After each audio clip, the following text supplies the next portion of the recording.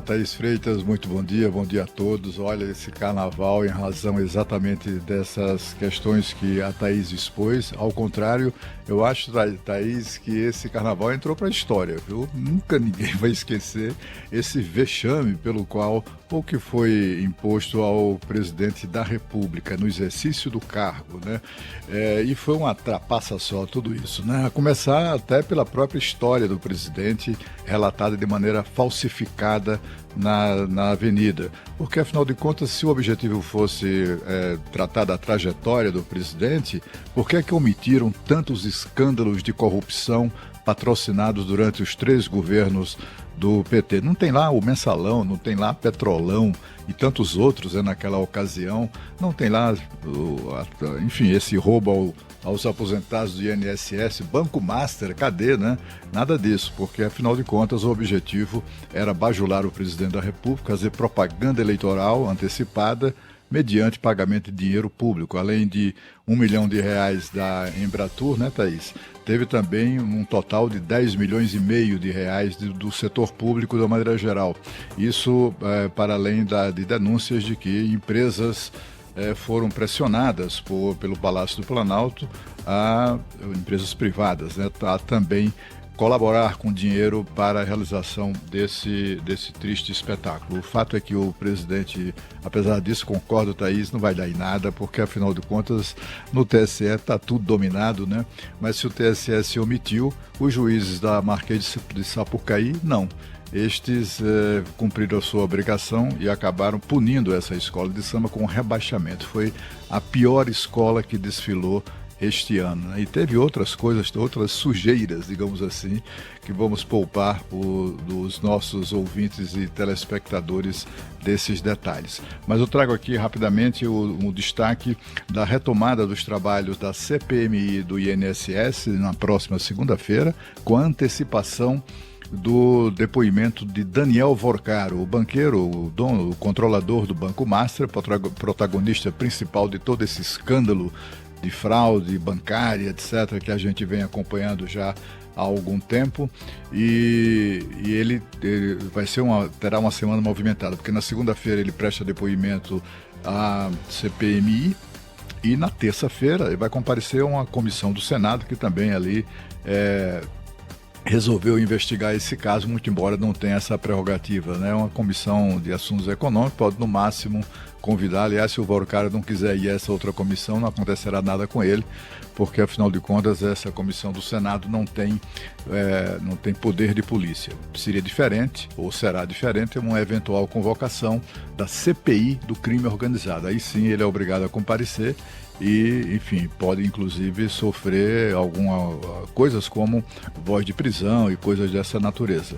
Bom, o fato é que esse depoimento coincide com a revelação que foi avalizada oficialmente pelo Ministério Público do Tribunal de Contas da União, que pediu investigação, abertura de processo, né, para identificar autoridades públicas federais que teriam participado de eventos realizados numa casa de veraneio de Daniel Vorcaro, lá em Porto Seguro, no sul da Bahia, na praia de Trancoso, né? Uma praia muito, muito celebrada, muito conhecida, sobretudo, e frequentada por pessoas enfim, de empresários, gente da classe, da elite, né? Da política e da economia no Brasil.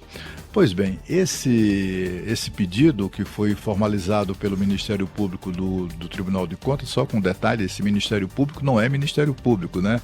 Na verdade, chamam a isso porque ele desempenha o papel de Ministério Público no Tribunal de Contas da União, mas não tem nenhuma relação com o Ministério Público da União, que é chefiado pelo Procurador-Geral da República, que não tem tem sido criticado por não fazer o seu trabalho de investigação nessa área.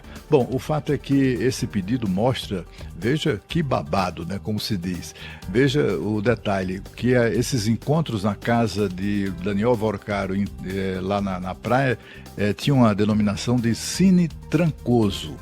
E, segundo o Ministério Público do TCU, isso pode configurar um risco sistêmico à confiança nas instituições públicas. Num documento que produziu, o MP do TCU pediu explicitamente as seguintes providências: a identificação de autoridades públicas federais que participaram dos eventos diante da avaliação de que o envolvimento de membros da alta cúpula pode representar risco à integridade institucional. Pede também a verificação de eventual participação de órgãos ou entidades federais na promoção ou no financiamento dos encontros. Pede a avaliação de possíveis consequências financeiras ou administrativas para instituições públicas como o Banco do Brasil, Banco de Brasília e o Banco Nacional de Desenvolvimento Econômico e Social. Veja que tem muita coisa envolvida que as pessoas nem sabem ainda do direito, né? E também pede a adoção de medida cautelar para garantir a imediata apuração dos fatos, incluindo requisição de documentos, coleta de informações, oitiva de testemunhas, com o objetivo de evitar a dissipação de provas. O que parecia no começo fantasia, as pessoas imaginando ou tentando estabelecer algum tipo de relação ou de correlação entre Daniel Vorcaro e o Jeffrey Epstein, aquele sujeito lá americano, né, aquele financista que acabaria morto na prisão, depois de responder a processo por tráfico de sexual, né, inclusive de crianças, etc. Bom, o que parecia ser uma fantasia ganha contornos de investigação mesmo para valer. Imagine que nessa casa de Trancoso, entre as suspeitas e acusações que circulam aqui em Brasília, é que Daniel Vorcaro contrataria a participação de garotas de programa de outras nacionalidades, de línguas infaláveis para os brasileiros comuns, né? Como garotas ucranianas, russas, etc., que são conhecidas pela beleza. Elas então eram trazidas de jato lá dos seus países para essas festas. Por quê? Porque elas participavam de toda estavam ali, né, divertindo os convidados de Vorcaro, e eles podiam falar à vontade, porque afinal de contas elas não entendiam palavra do que se dizia e, portanto, não poderiam vir a ser arroladas como testemunhas de alguma maracutaia que estaria sendo ali engendrada. Chegou nesse nível, né? Houve inclusive o vazamento de uma troca de mensagens da antiga proprietária, quando a casa era alugada ainda por Daniel Vorcaro, com o intermediário dessa locação, quando a proprietária reclama do estado em que a casa se encontrava depois dessas festas, né?